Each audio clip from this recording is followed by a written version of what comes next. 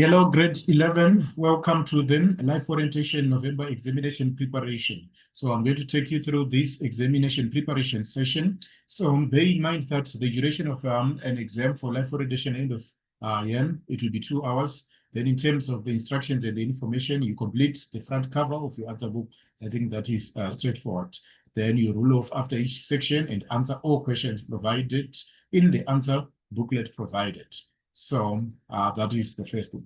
So I'm going to take you through the first section, which is compulsory. That is section A. You are required to answer all questions in that particular section.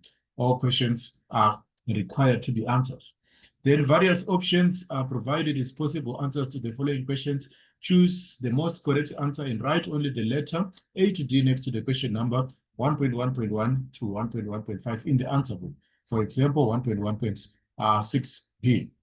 So, what term refers to the ability to understand and share the feelings of another? So our key terms here is the ability, then to share feelings of another. So that term is known as empathy. It is known as empathy. That is the ability to understand how another individual is feeling and sharing the same feeling with that particular individual. So the correct answer here is empathy, which is highlighted in green. Moving on to 1.1.2, which concept relates to the ability to effectively manage and control one's emotions and reactions in various situations. So someone with emotional intelligence is considered to be able to effectively manage and control one's emotions and reactions in various situations. So that is known as emotional intelligence. So the correct answer or the correct letter there, it will be the letter A. Then 1.1.3, what term describes an unjust treatment or behavior directed at an individual or a group based on factors such as race, gender, or religion? So that is known as discrimination. When you are unfairly treated simply because of your race, your gender, or your religion, that is called discrimination. When it is race, that is racial discrimination, gender, that is gender discrimination, and religion, that is cultural or religious discrimination. Then 1.1.4, in the context of interpersonal. Interpersonal is our key term there. Interpersonal communication. What is the term for a deliberate distortion of information to influence others? So interpersonal communication involves communicating with other people. It involves communicating with other people. So when there is manipulation, so this can be characterized as the deliberate distortion of information to influence others. So that is manipulation. That is known as manipulation. 1.1.5, what is the term for deliberate ending of one's life? So when someone deliberately decides to end his or her life, that is known as suicide. That is known as suicide. That is the voluntary termination of one's life.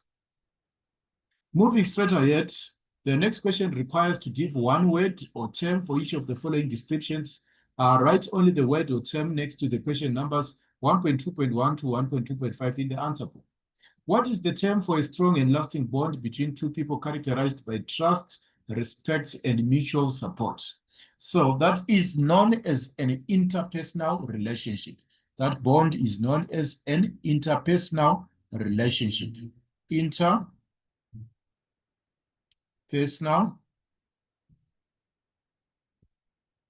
relationship.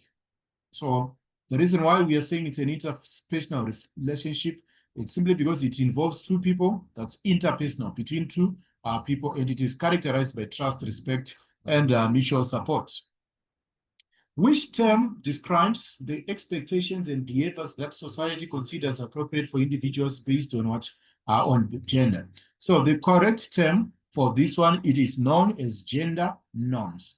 These are known as gender norms. That is the correct answer for 1.2.2.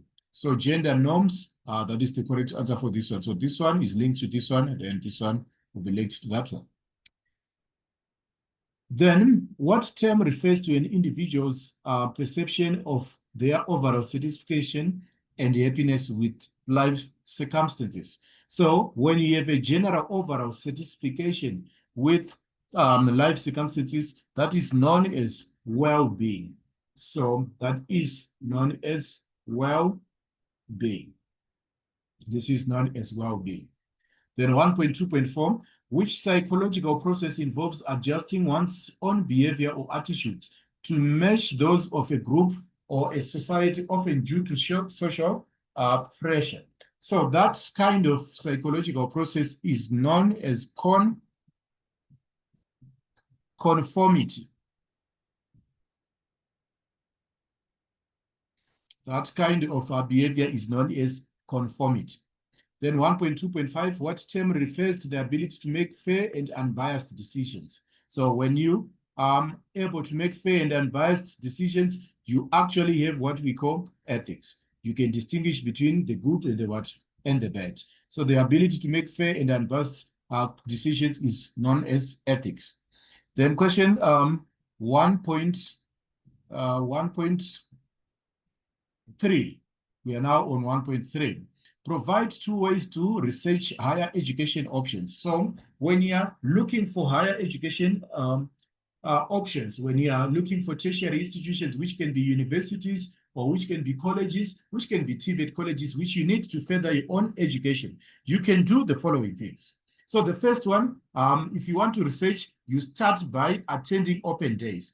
Various institutions have different open days in which they showcase what courses they do have to offer, the degree programs which they do have to offer. So the first thing is attending open days. Attending open days. So as you attend open days, you will be accessing information which gives you an insight on what is required for various programs and also the application process. Then you can visit websites. So the second point is that you can actually visit or browse websites of institutions. Visit web sites. That is another way of obtaining information. You can visit their website. Then you can conduct a web search on the pros and cons of each option. Conduct a web search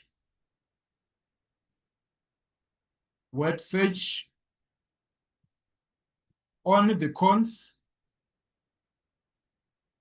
and the pros of each option. So you research online what feedback has been given on the advantages of enrolling in a particular institution and what are the disadvantages of enrolling in that institution. So attend open days, visit websites, conduct web research on the cons and the pros of each option. Then 1.3.2, critically discuss 2 important functions of technical and vocational training colleges in South Africa. So TVET colleges, that is the abbreviation, they have a very, very critical role which they play in society. All right, so they bridge the gap. TVET colleges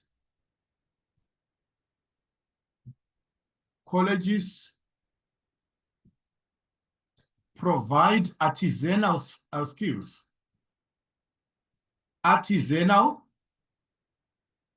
They provide artisanal skills to graduates. They provide artisanal skills to graduates which can be used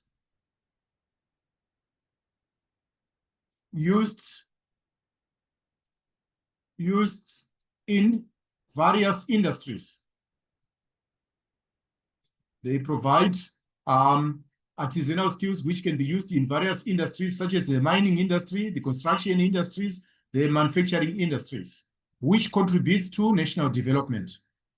So they produce engineers, they produce welders, they produce plumbers, which contribute to national development or to economic development. So the first thing is the provision of artisanal skills. Artisanal skills, we are talking about practical skills, which enable people to actually manufacture things, to actually complete projects. So in addition to that, TVET colleges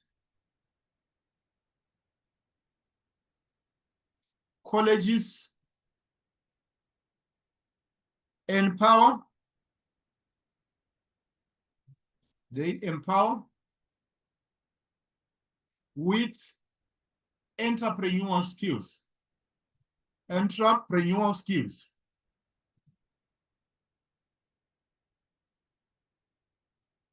Skills. They give people entrepreneurial skills which can enable them to be able to start their own businesses. So they provide skills for entrepreneurship, which is good for national development. Now, 1.4 says, study the image below and answer the questions that follow. So, Alisa did not, Alisa didn't meet this man at school or at the mall. She met him on Tinder, the location-based dating app that lets you swipe right for like and left for pass. So this is adapted from a website called teenvogue.com, accessed on 5 March 2022. State 2 negative consequences of teenagers being exposed to adults on apps like Tinder. So this is negative consequences because this leads to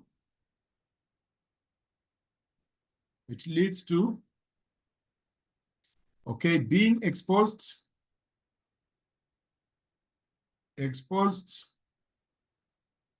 to adults results in the risk of online predation. It results in the risk of online predation.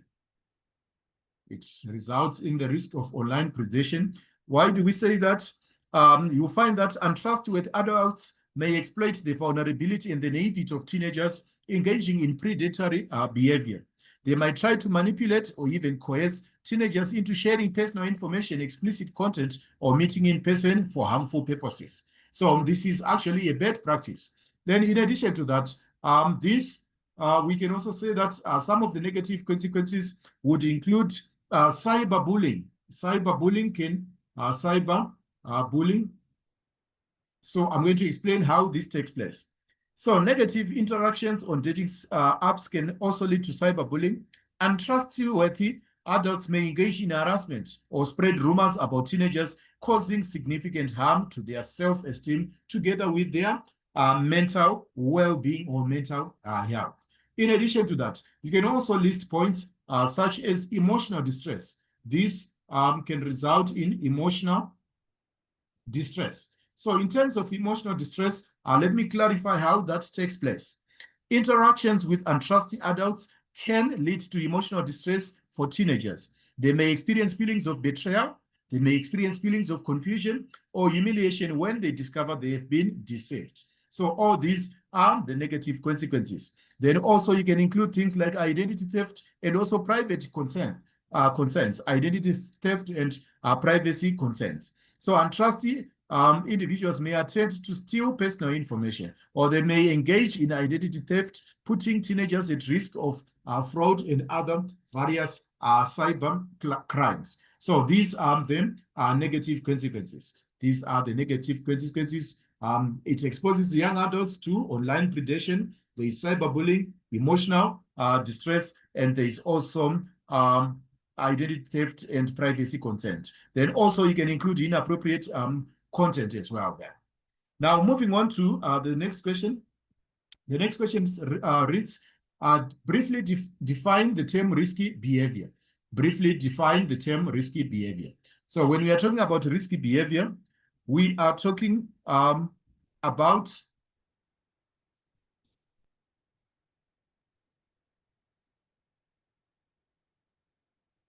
all right, we are talking about behavior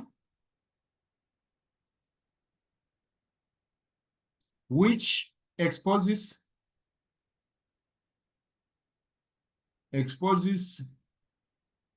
young people,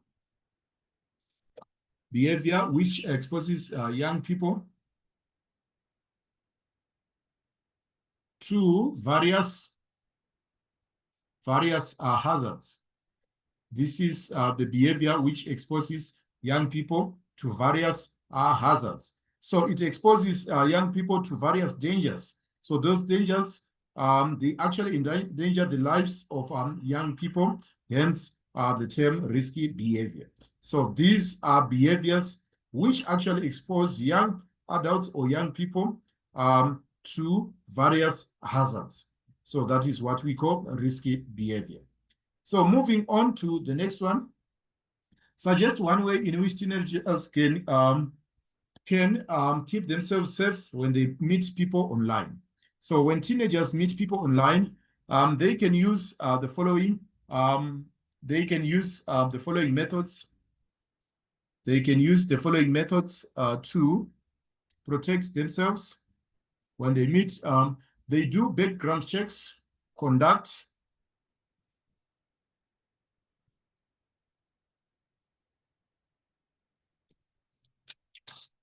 background checks,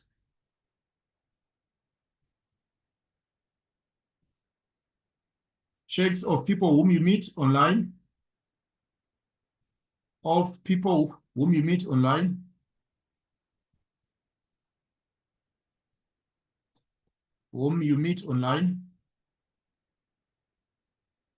So conduct background checks of people whom you meet online.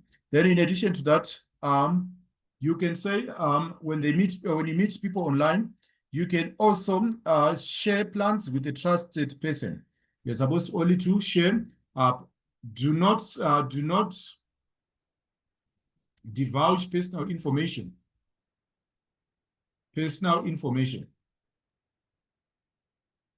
So you must stay away from divulging personal information. Then in addition to that, if you decide to meet up with that person, these are the recommended strategies which you can use. You must choose to meet, choose a public meeting or a place. You must opt for a meeting in a well-populated public location such as a coffee shop, mall, or park. Public places provide safety through visibility and access to assistance where you need it in the event of emergency. Then you must only share plans with a trusted person. Inform a trusted friend or a family member about the meeting details, including the location, date, and time. Share the person's contact information and a photo if possible. Then you must, or you are encouraged to meet during daylight hours only. Whenever possible, schedule meetings during daylight hours. Daylight hours offer better visibility. You can easily be seen and generally safer atmosphere compared to nighttime meetings. So these are the suggested answers for the first question. Then just to briefly touch on back on risky behavior. So examples also of risky behavior include the following things. Drug and alcohol abuse is also considered to be risky behavior. Drug and alcohol abuse, these are examples of risky behavior. Drug and alcohol abuse. Then in addition to that, we can also talk about things such as unhealthy eating habits, violence and aggression, unsafe sexual practices. Peer pressure can result in people engaging in such risky behavior. So moving on to section B, which is where we find question 2. And the instruction says, answer all questions in this section, write your answers in full sentences. So let's bear in mind this key term, answer all, write your answers in full sentences. So full sentences are required for this particular section. So question 2, read the extracts below and answer the questions that follow. So it was extracted from SABC 2021. Clearly concede police need to be trained to understand the seriousness of gender-based violence, GBV. Gender-based violence, GBV. Police Minister Becky Cele has accepted that some police officers need to be trained to fully understand the seriousness of gender-based violence, which is also known as GBV. Cele intends to open a unit that will specifically deal with the crime and has sent out a strong warning to police officers that subjected survivors of GBV to secondary trauma that they will face serious consequences. We are developing the program of having dedicated members of the South African Police Services who focus on GBV because it is difficult to find anybody that understands the seriousness of the matter. But if we train them and we keep them dedicated to this unit to look after those people, we will know that once they gain experience, they will also develop empathy and become sympathetic. Explain the concept of gender-based violence and provide 3 examples of actions that fall under this category. So basically, gender-based violence gender-based violence can be referred to as any harmful physical, emotional, or psychological actions or threats directed at an individual or group of people based on their gender. So gender, it refers to GBV, refers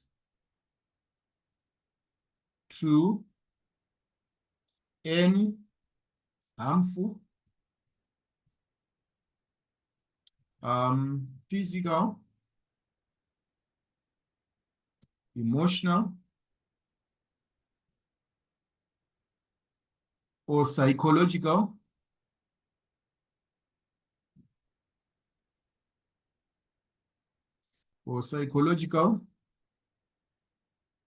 actions or threats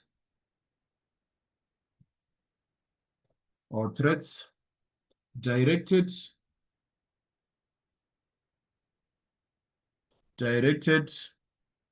at an individual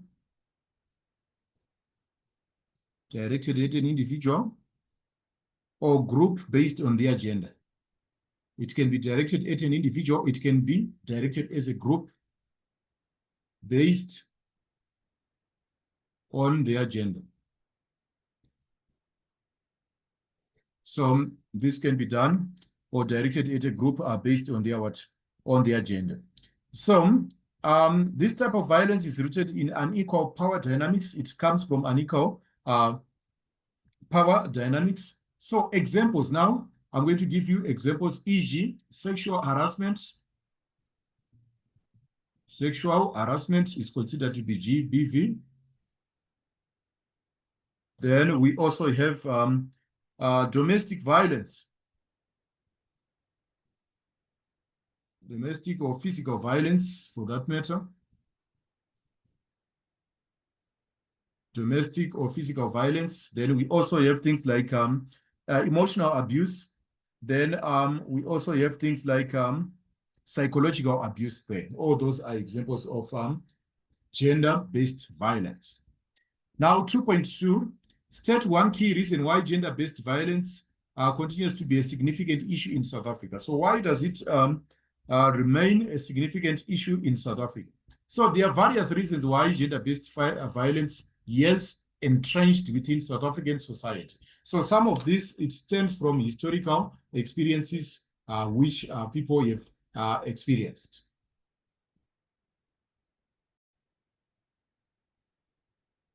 All right, so state one key reason why gender-based violence continues to be a significant issue in South Africa. So there are so many things. Like I said, it stems from history. So the first thing is that South Africa is a patriarchal culture.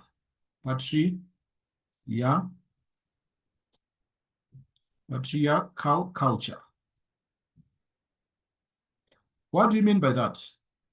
All right, South Africa, like many societies, is a deeply entrenched patriarchal culture where traditional gender roles and norms often perpetuate unequal power dynamics. These norms may tolerate or even condone violence against women and girls, making it challenging to break the cycle of gender-based violence. So in simple form, I can say that South Africa is certain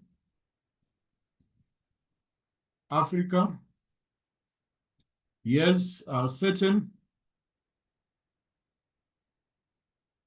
cultural practices which promote or perpetuate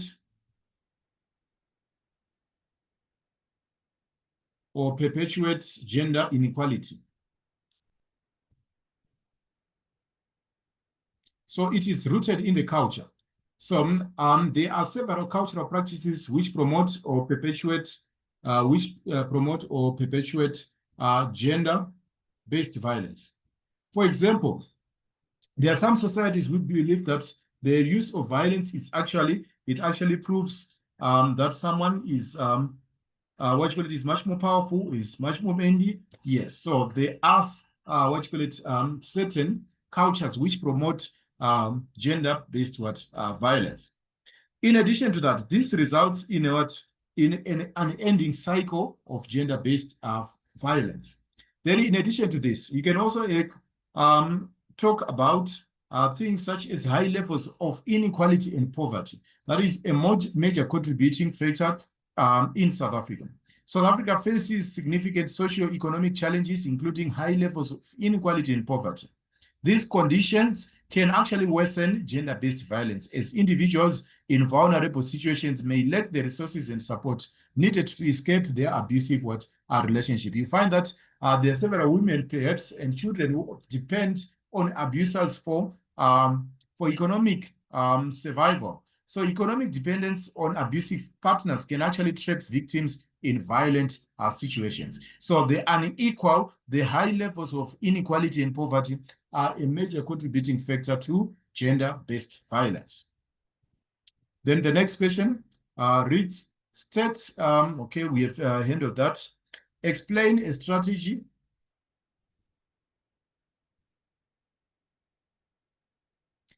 discuss two potential physical and emotional consequences that victims of gender-based violence might experience. Some victims of gender-based violence might experience the following things.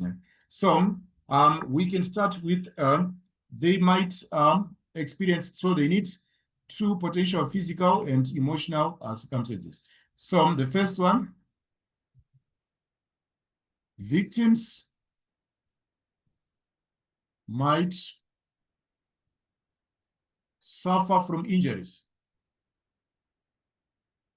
from physical injuries. They might suffer from physical injuries, that is getting injured. They might suffer from physical injuries. That is the first thing. Victims might suffer physical injuries. Then in addition to that, victims might suffer from loss of life.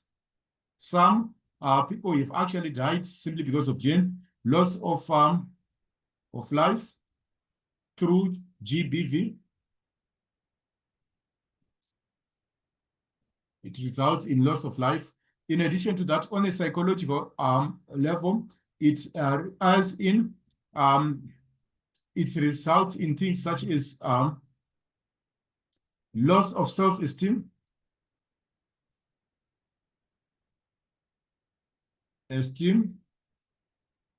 It results in loss of self-esteem. Then it also results in depression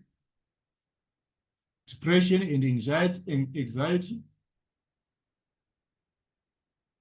Then it can also lead to things like stroke, heart failure.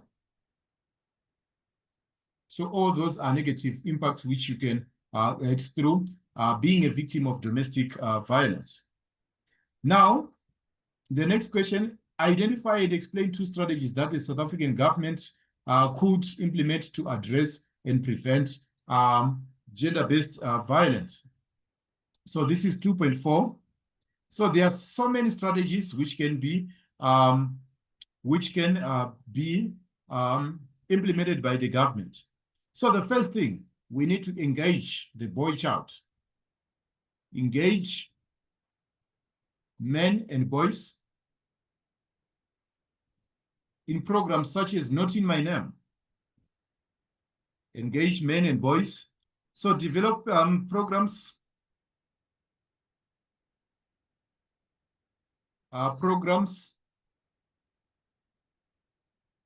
which teach men and boys, programs which teach men and boys about the dangers of GBV.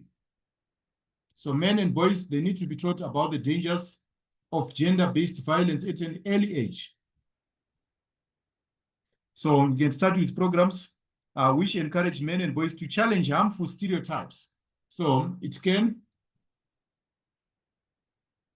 these programs teaches men and boys The dangers of stereotyping.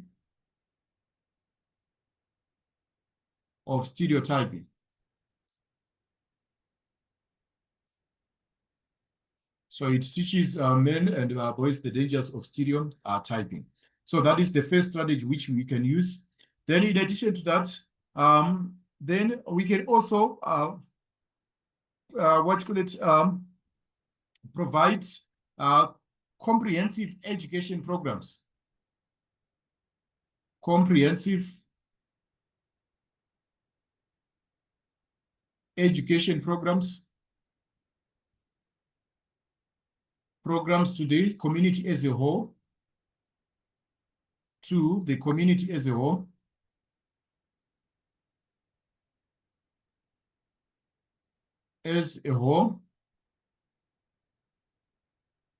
to empower them to fight,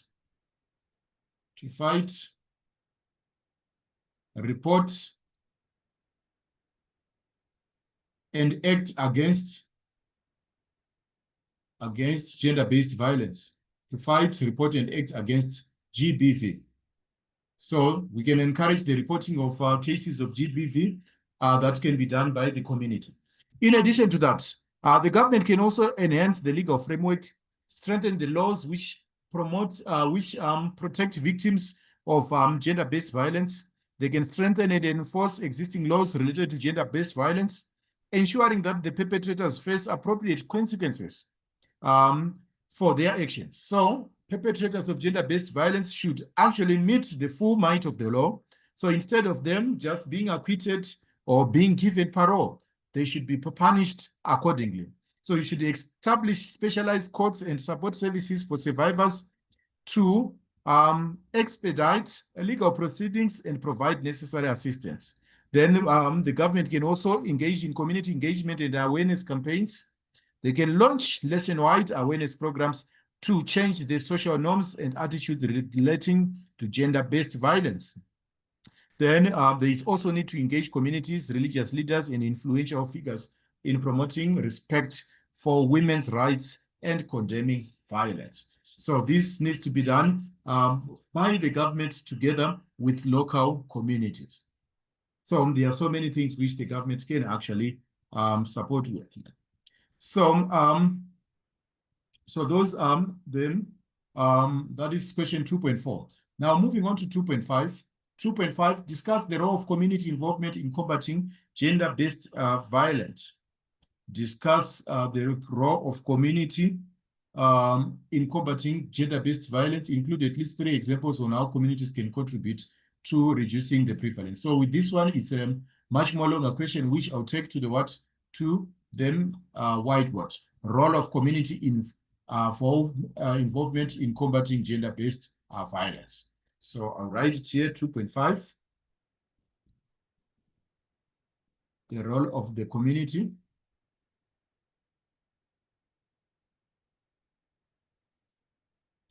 The role of community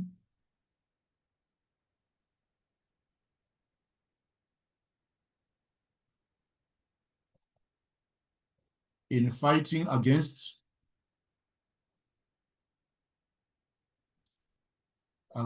gender-based violence. So the role of the community in fighting against GBV. So that is 2.5. So basically, all right, so basically, the community has a very, very big role. So the community could start by establishing community education programs. Establishment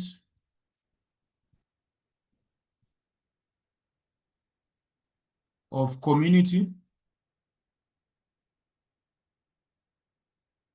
education programs.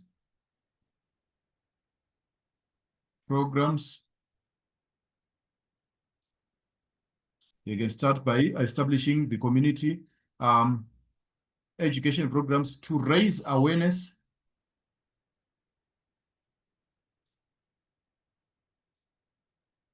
about gender-based violence. violence. So the first step is to establish community education programs to raise awareness about gender-based violence. So how does this help? So these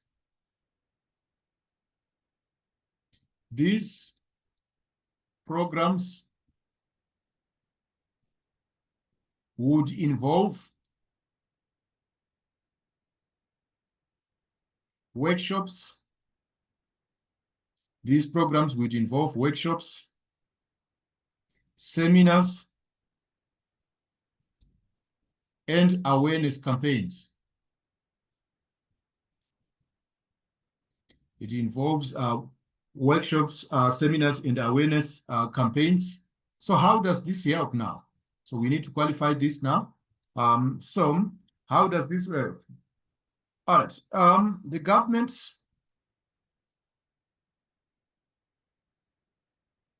all right, these campaigns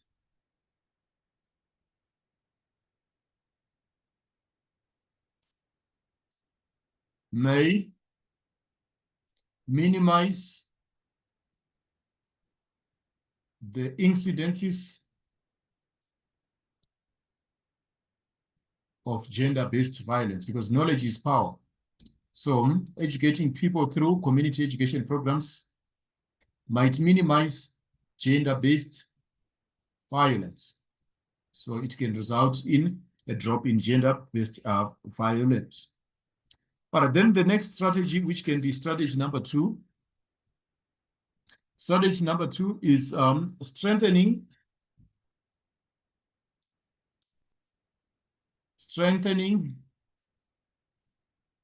community policing forums.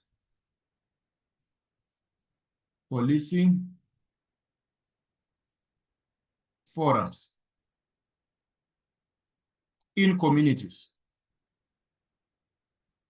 So community protection, policing forums should be strengthened in communities. Why is that important? This enables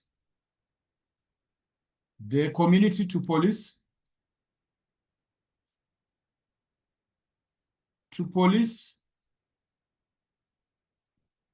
members of society who perpetrate. It enables them to police members of society who perpetrate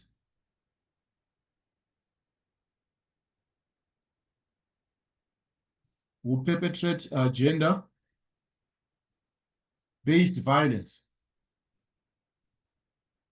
So this involves reporting, whistleblowing,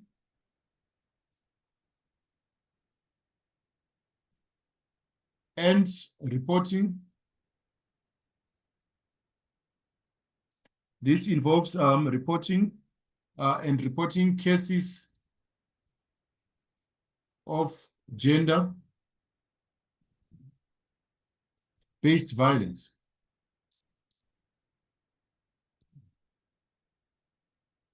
So the community can actually be involved in the policing of people who promote or who perpetrate gender-based violence. So this all of this, it answers question 2.5. So the main thing is that you must state your point, then you qualify what you call it. You first state your point, then you need to qualify your what your point, then you provide an outcome. So it's basically statement, qualifier, then it should lead to an outcome. How does that help the society? So this brings us to the third question, which is question 3. So back to the question paper. So if you look at the question paper for question 3, study the cartoon and answer the questions that follow. But surely there's an app for this. Vote here. So elections are taking place there. Then, yes, the elections are taking place there. But surely there's an app for this. So define the term election and state 3 reasons why South Africans might decide not to vote in an election. So the first thing, an election is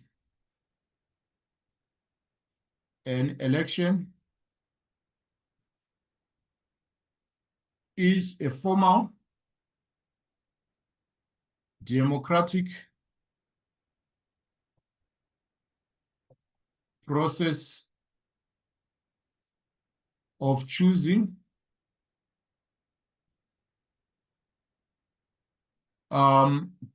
governments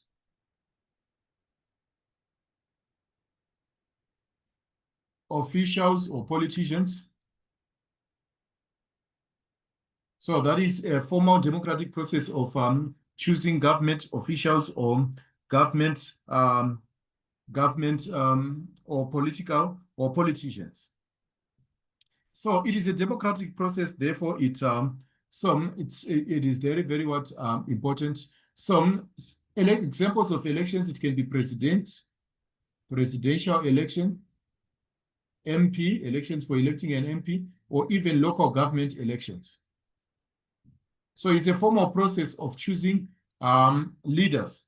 It is a formal democratic process of choosing leaders. You can call them government officials or leaders. That is the definition of an election. A formal process of choosing leaders is known or is referred to as an election. Now, the second part of the question says 3 reasons why South African citizens might decide not to vote in an election. So there are various reasons why certain people would decide not to vote in an election. So the first reason is lack of trust. Lack of trust in the process. Lack of trust in the electoral process. There are some people who do not have confidence in the electoral process, so lack of trust in the electoral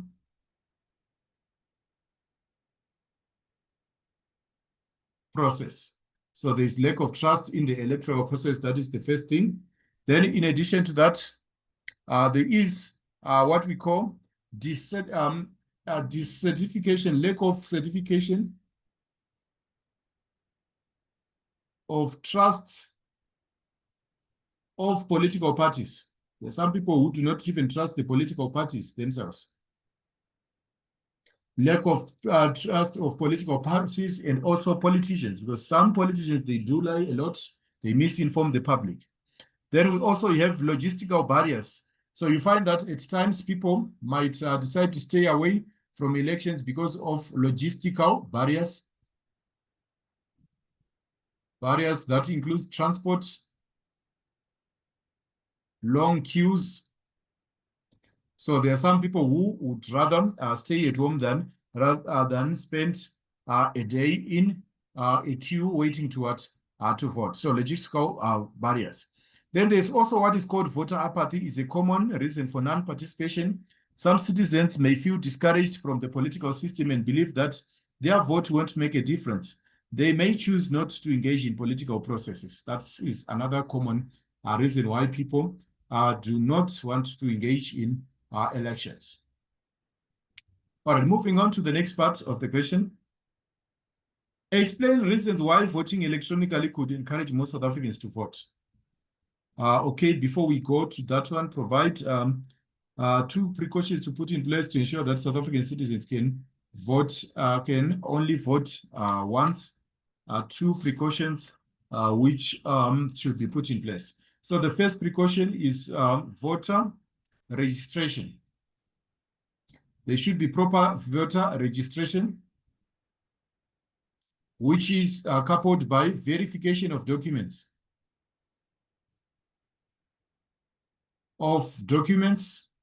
And voters.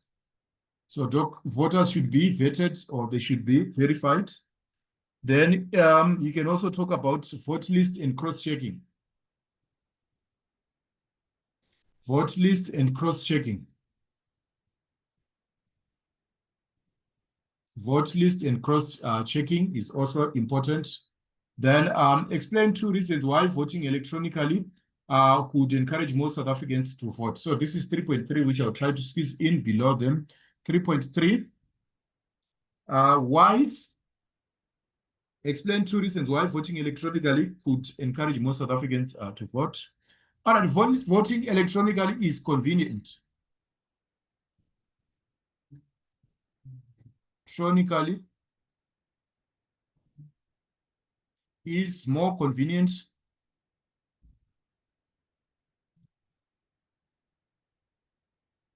since you can vote from anywhere,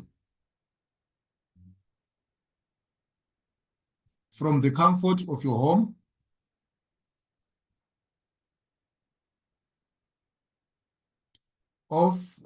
or workplace.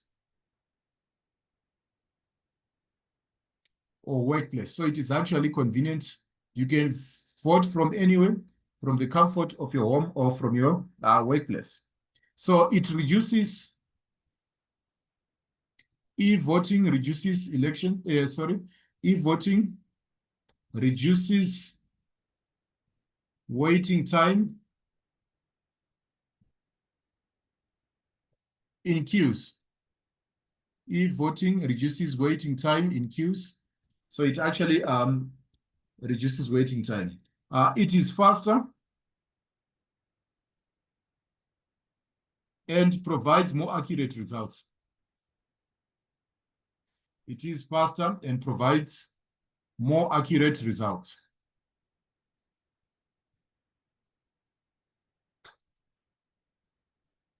So it is faster and provides more accurate results. That's why we encourage e-voting. Now, moving on to 3.4, which is here, critically discuss 3 reasons why it is important for South Africans to vote in national elections. So this one, I'll take it to the whiteboard. So it is important for South Africans to vote in national elections. So 3.4, I'll give it the subheading, the importance of voting in national elections. Of voting in national elections. So the importance of voting in national elections. So elections, it is important to vote in national elections simply because it provides voting. It actually voting results in the public's members of the public can have a voice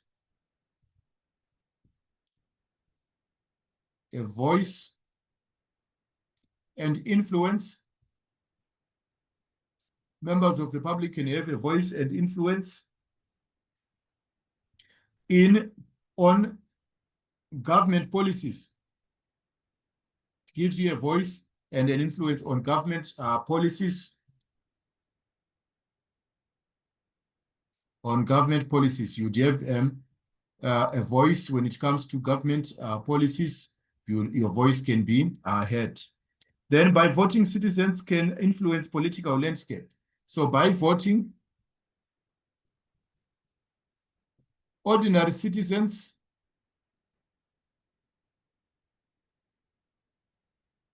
can exercise their power, their influence. So by voting, you're exercising your influence in politics. The moment you vote, it means you're influencing your power in politics. Then that is the first reason. Another second point is that voting results in the protection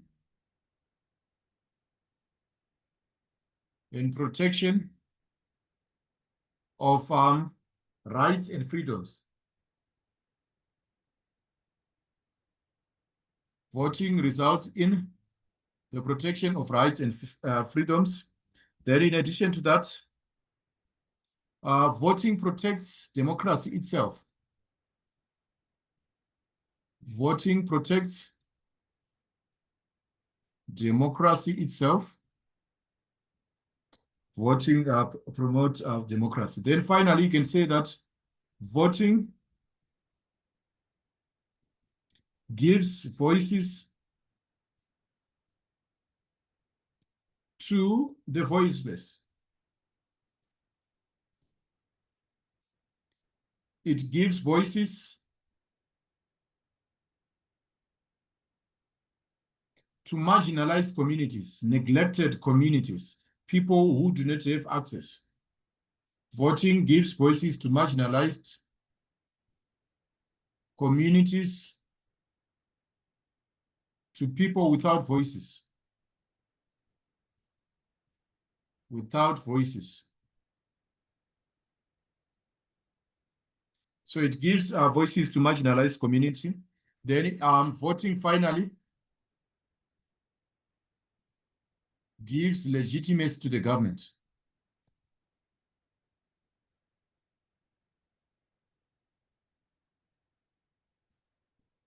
Voting actually gives legitimacy to the government. So that is why it is important. So that is 3.4. So the importance of voting in national elections results in the public having a voice and influence, result in protection of rights and freedoms. It also gives the voices to the voiceless, and it also renders legitimacy to the government. So all those are relevant points which you can include there. Now going to 3.5. Develop two ways that the Independent Electoral Commission of South Africa could ensure that digital voting can take place in a way that does not damage the integrity. So two ways in which the Independent Electoral Commission of South Africa could ensure that digital voting can take place in ways that does not damage the integrity of elections. So for this one, I'll take you back to the whiteboard again, that is 3.5. So 3.5, I would outline it below. 3.5. So there are so many ways in which the electrical board can do that. There are different ways. So they must provide voter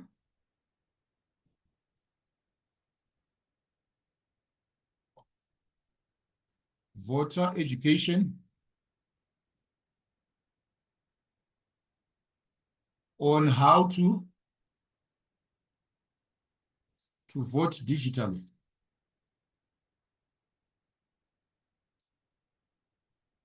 Would empower citizens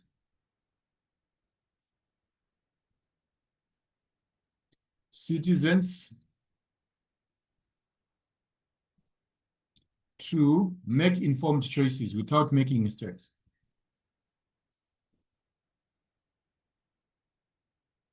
It should empower citizens to make informed choices without making technical mistakes. So they should educate, especially the older people in society, that when you are voting digitally, so that when they are voting digitally, they don't make mistakes. They don't end up choosing a leader which they did not have in mind without making technical mistakes. So the first thing is to empower people with knowledge on how to vote digitally. Since it's a new thing, it needs to be what? People need to be empowered. Then the second thing is make what you call it, to ensure transparency, and oversight.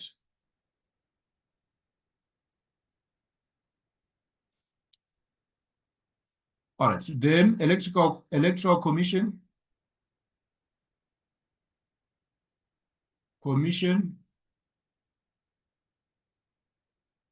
should ensure that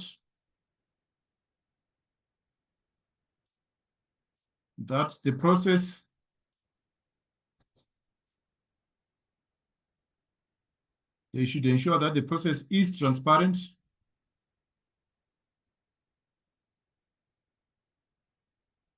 throughout the voting process. So they should not hide information. The process should be transparent throughout the voting process so that the results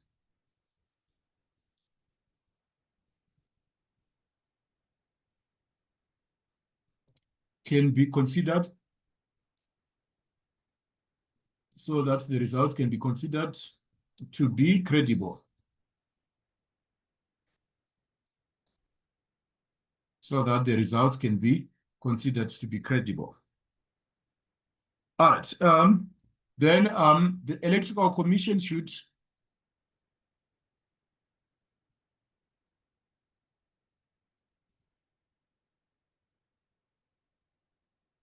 appoint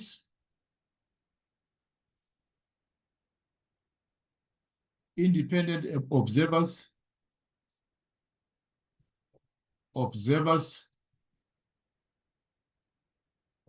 to monitor the process. They should appoint individual observers to monitor the process. So they can do that through the appointing of independent observers to monitor the process. So this brings us to 3.5, that is the end of 3.5. Now let's go straight to the fourth question. So all questions on the third question have been answered. Now, section C, answer any two questions in this section. Your responses must consist of paragraphs. Marks will be allocated for responses written in full sentences. So this is very, very important. When you respond, you must write full sentences. So you must write full sentences and also construct paragraphs. Study the image below and answer the questions that follow. How about choosing to protect my right to become a woman? So this is the cartoon which is there. How about choosing to protect my right to become a woman? Then the question reads, construct an essay on abortion. Use the following as a guideline. State 4 reasons why a woman may feel the need to have an abortion. Reasons why a woman can feel the need to perform an abortion. All right, so there are health risks. That is number one, health risks.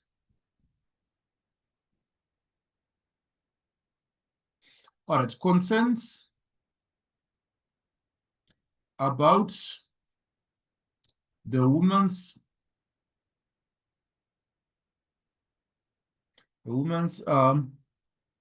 physical health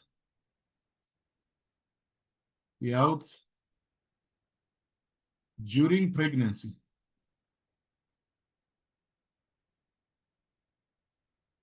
So the concerns about the woman's health during pregnancy or pre-existing conditions. So a woman can be worried about pre-existing conditions if they are suffering from a particular condition. So they might consider having abortion simply because it might worsen their health, or it might lead to deterioration of their health. So that is the first thing. Then the second point is financial constraints. Financial constraints, inability to afford costs,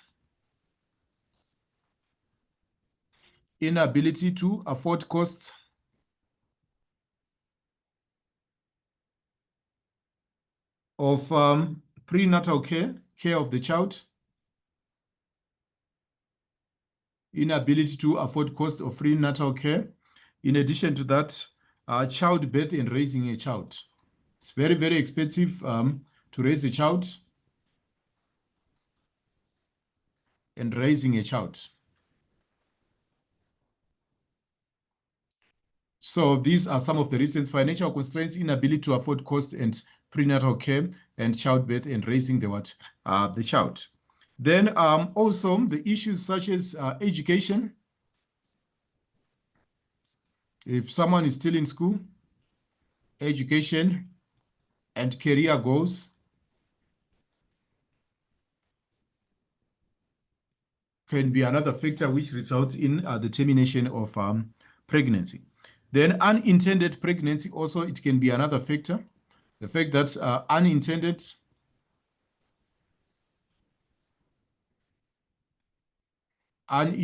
pregnancy, unplanned pregnancy, can also be another issue. So these are the reasons: health risk, financial constraints, education and career goals. So they might result in the termination of pregnancy. Now, going straight to the second bullet, we have done this one. Analyze the negative effects of abortions on babies that survive abortions. The negative impact of babies that survive abortion. So the first thing is that it can result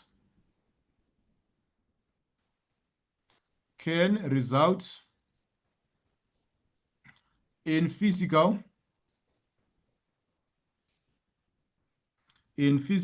health complications. It can result in physical health complications. That is the first thing. It can result in physical health complications, including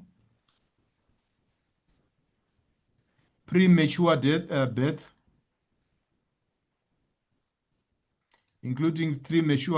birth, respiratory problems, and developmental delays. That is one thing. Then in addition to that, it might also have an emotional and psychological impact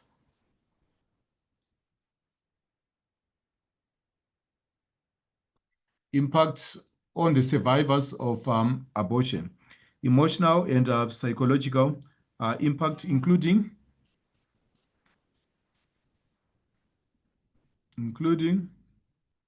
trauma and feelings of abandonment.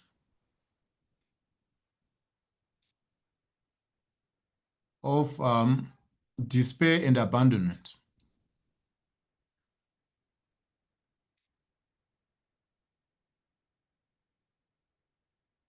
All right, question 5. All right, it would require medical treatment.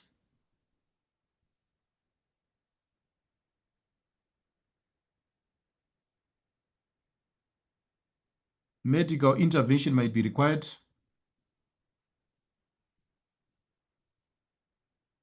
Medical intervention might be required in the long run.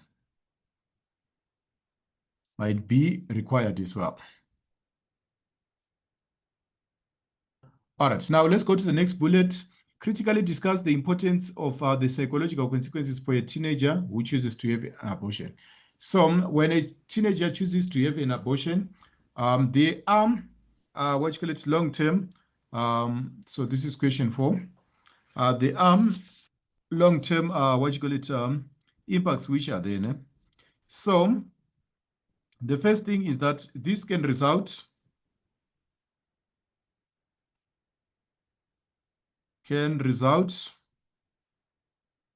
in emotional distress.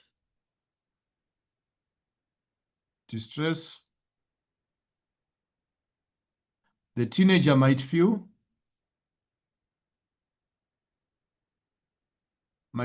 guilt, guilty, ashamed, and suffer from anxiety. So that is the first thing. So they might feel guilty and they might suffer from anxiety.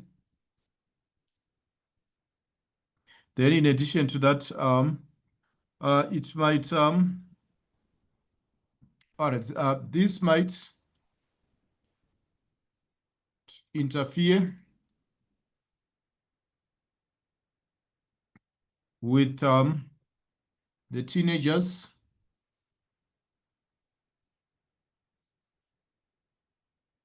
academic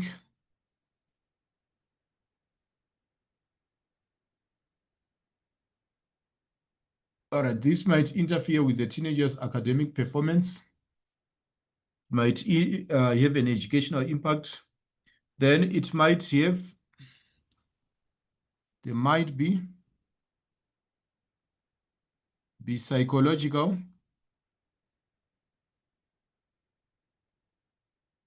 consequences as well. So that child would have to deal with psychological consequences. Then relationships can also take a knock.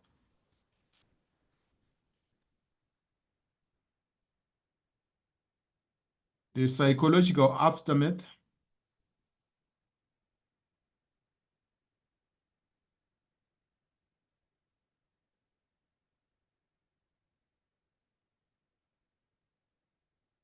may strain relationships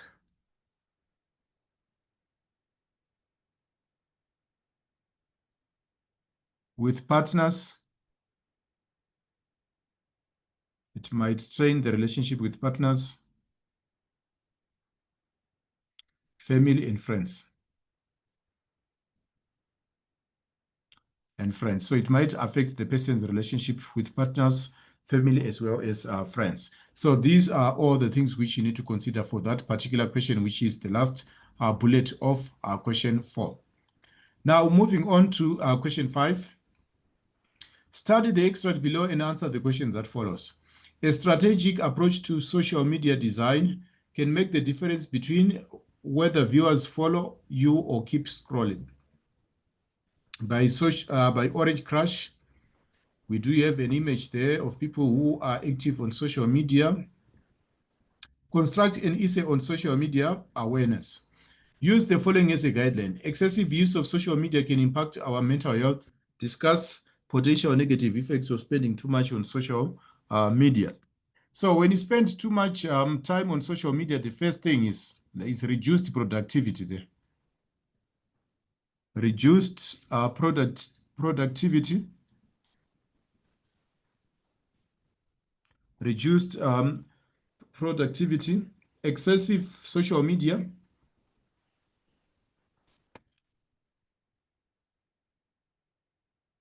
Media consumption. Excessive social media consumption can lead to distractions. You can be distracted from finishing whatever you're supposed to be completing. So reduced productivity, excessive social media consumption leads to distractions. Hence, you become unproductive, both in the workplace and also in the in school or in the academic space. So it results in in distraction. So it also results in impaired sleep patterns. Sleep patterns. Excessive social media results in impaired sleep patterns. Okay. Too much screen time. Screen time. Too much screen time interferes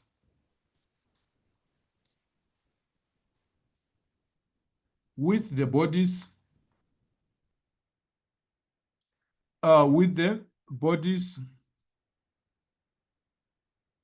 natural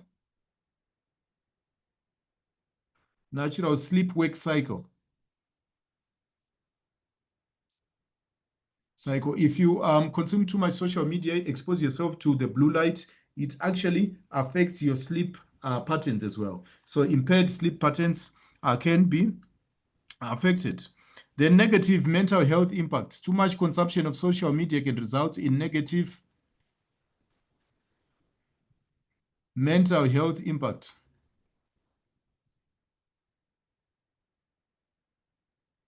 It can result in negative mental health impact.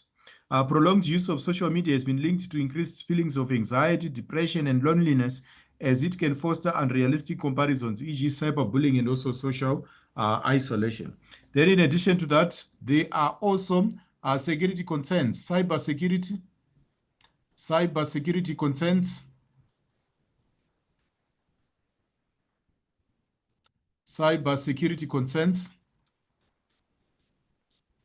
concerns through the consumption of too much social media, cybersecurity concerns.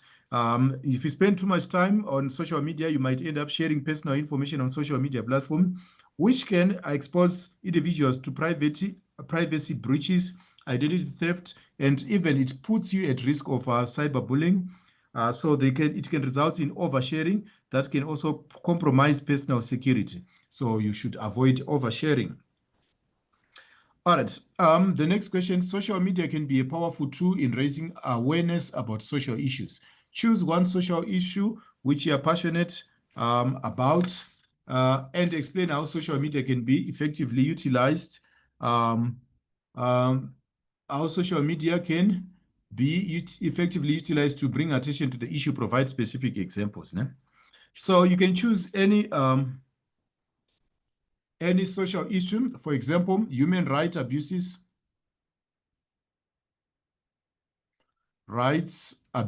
or discrimination. You can actually use social media to address this. Human rights abuses or discrimination. How do you do that? Social media, it actually enables rapid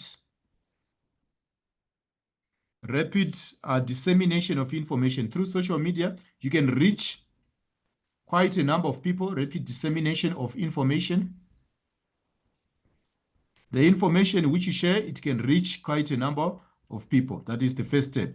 Then the second way, it also has a visual through the sharing of pictures and other videos and emotional impact. Or photos,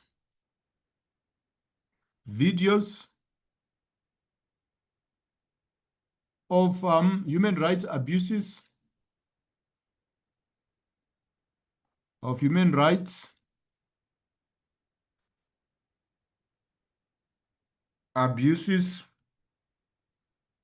may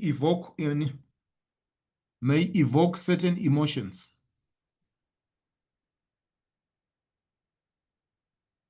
So through the use of photos and videos, you can evoke social emotions. Then you can also do so through the use of hashtags and viral campaigns. Hashtags and viral campaigns. How do you do that? So hashtags and viral campaigns can turn social media issues into trending topics, drawing widespread attention and encouraging conversations. They serve as a digital rallying points for advocacy and activism. Then also social media can be used for community building.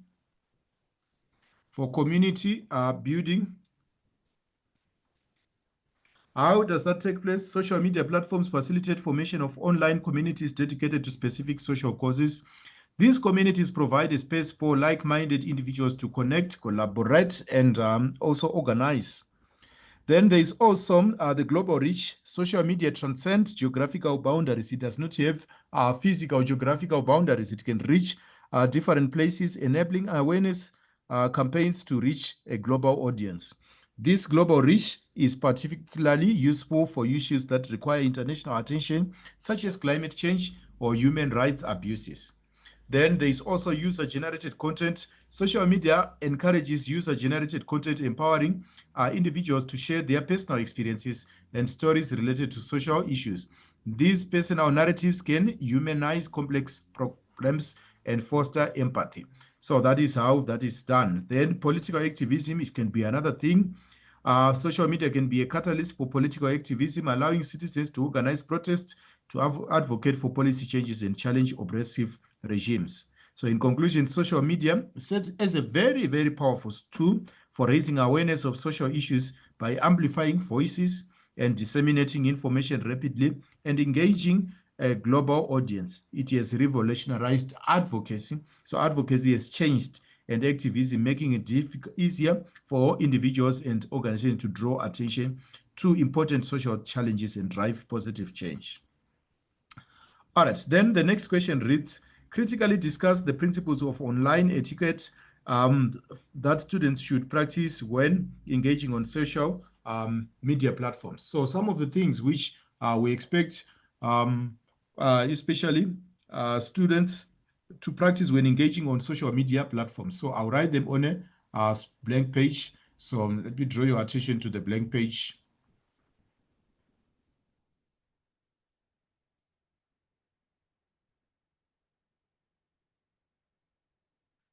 Okay, so this is question 5, bullet, the last bullet. So when people are engaging in social media, they are encouraged to respect and practice civility and be civil. You must respect other users and you must also be civil. What do you mean by being civil? All right, by being civil, you consider other people's what other people before you post. So treat others with respect. That is the first thing. Just in the same way you do when you're interacting with them on a face-to-face basis. So what to avoid? Avoid using offensive language. Avoid using offensive language, hate speech, etc.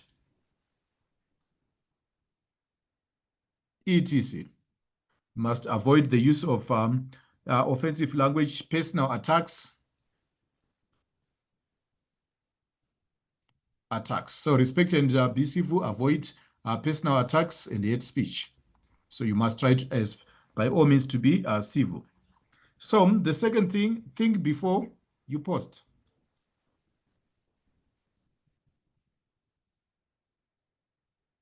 Before you post,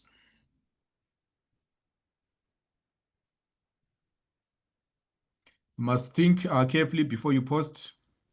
Consider the potential impact of your words.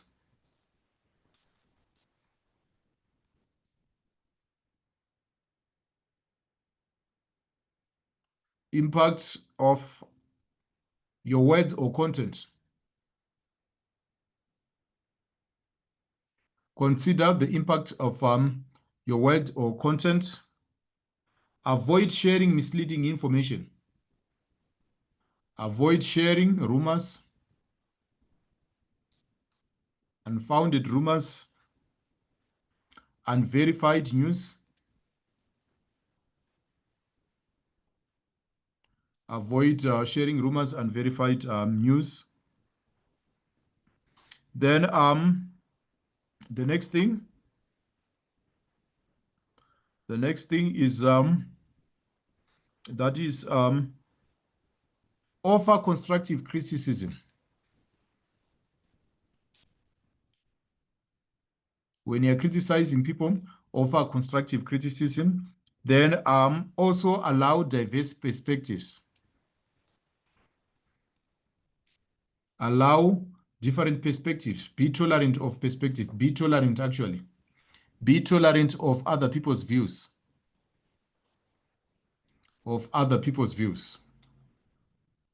Agree to disagree. All right. Then, in addition to that, be aware of your digital footprint. You must have what we call digital footprints awareness, because you are not as anonymous as you would think. Be mindful of your digital footprint awareness. Simply because remember that your online actions leave a digital footprint. Employers and colleges may review your online presence. So consider how your online activity reflects on your character and your professionalism. So in conclusion, practicing online etiquette is essential for maintaining positive and respectful online interactions. Students should be mindful of their online conduct to create a safer and more inclusive and productive online environment. So we are encouraged to go to behave ourselves when we are on online platforms. All right, so now this takes us to the next part of this particular paper. All right, so the next part will be question 6. We are going to deal straight away with question 6. Study the extract below and answer the question that follows. We are with coronavirus, and let's know about its plan to wipe out humanity. So we do have an image, a cartoon, which is there. That is the coronavirus.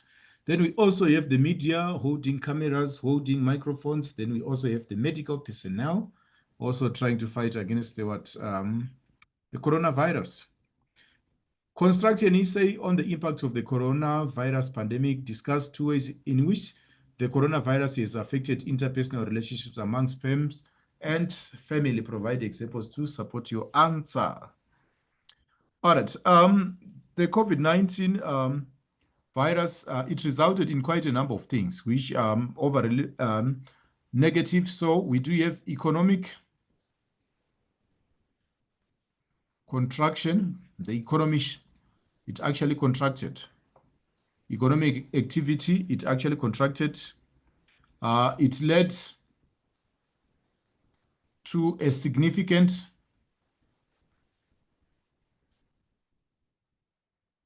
economic downturn,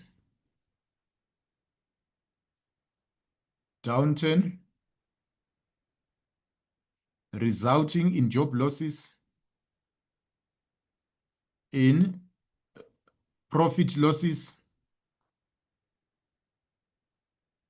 and job losses. It resulted in profit losses and job losses. This contributed to rising unemployment.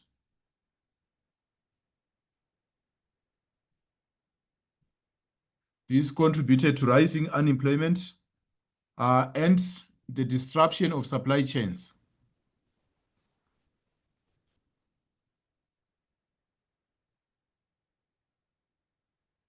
Supply chains. Then on the other side, all right, it resulted in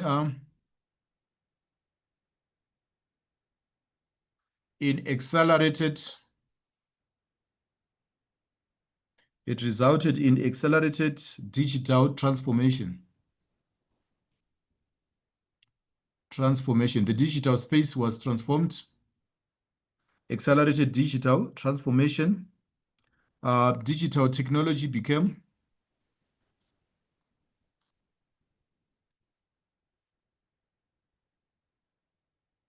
advanced.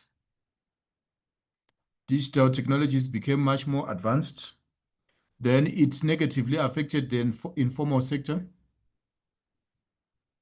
The COVID-19 negatively affected informal businesses. It negatively affected informal businesses. So there was more hardships. This resulted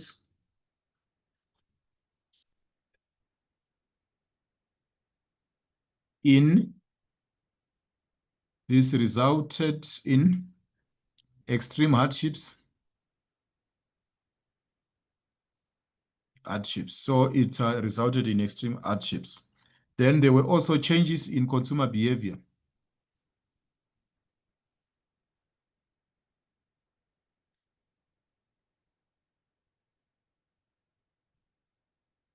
Change in consumer behavior. Consumer spending patterns changed with increased demand of certain products, healthcare and home office equipment, reduced spending on non-essential platforms. So all these are ways in which the COVID-19 affected. So in summary, the COVID-19 pandemic had a profound impact on South Africa's economy and businesses, causing economic contraction, job losses, supply chain disruptions, accelerating digital transformation. Then the government support measures played a crucial role in mitigating some of these challenges, but the long-term effects of the COVID-19 pandemic continue to shape business strategies and economic outlooks in society. Then moving on to the second bullet, examine the impact of coronavirus on the economy and business. Choose a specific industry, e.g. tourism and business. So for the purposes of this discussion, I'll choose tourism. I'll choose, I'll choose tourism. So tourism was negatively affected in the sense that through cancellation of flights and travel arrangements,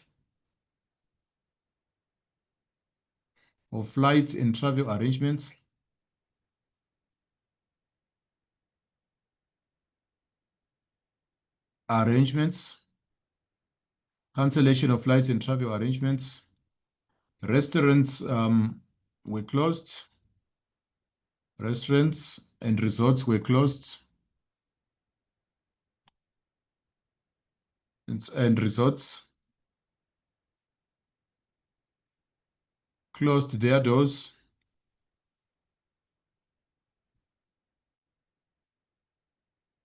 Then in addition to that, you can also say that, okay, so this is question 6.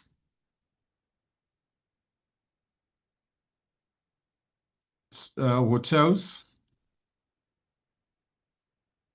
shut down and most transport services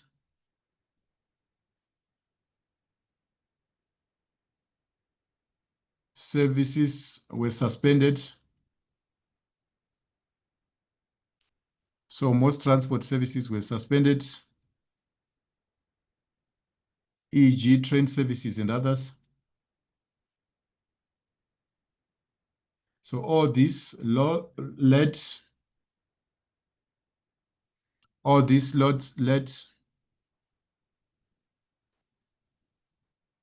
to job losses, loss of business,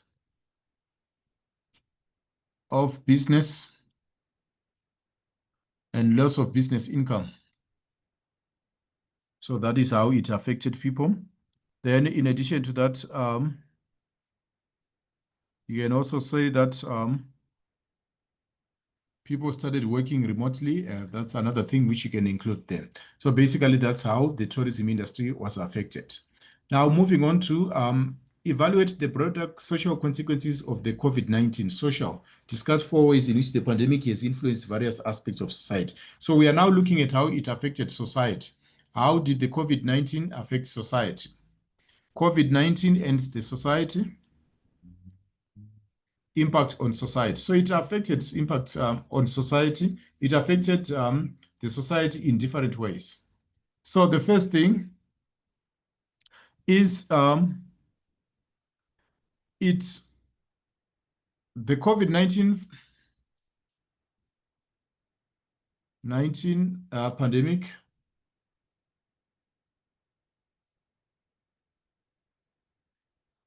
resulted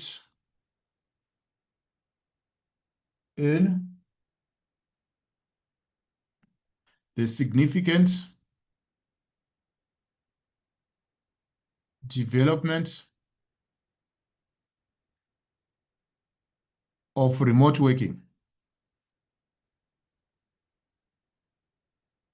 It resulted in the significant development of remote working, whereby people could work remotely.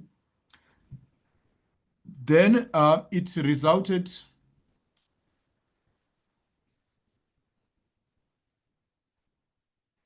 in community resilience, strengthened us as individuals,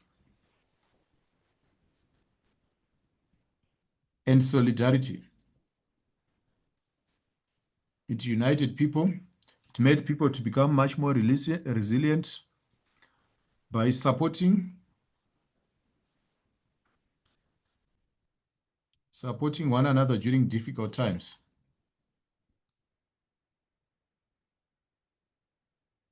During difficult times,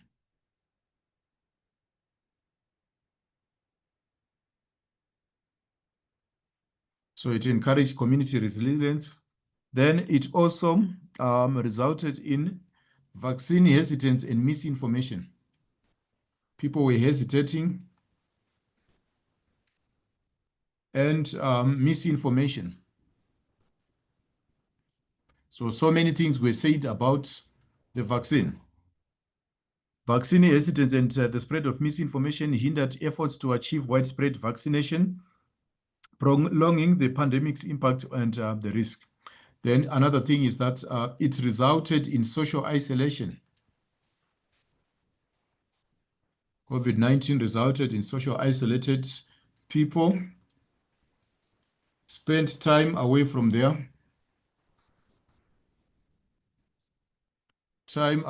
others. in social isolation. Or it gave rise to the increase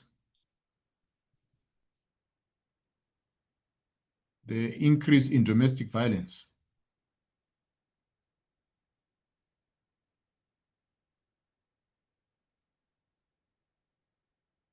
So it also gave rise to the increase in what? In domestic violence. So these are some of the issues which were happening there. So basically, this brings us to the end of this grade 11 paper discussion. Thank you for being my audience. Try your best to write full sentences when you're answering the essay type of question so that you can get the full marks. So you state your point, then you qualify your point, then you provide the outcome. That is in order to get the maximum number of marks which are possible. So thank you very much for being my audience. Meet you in the next discussion.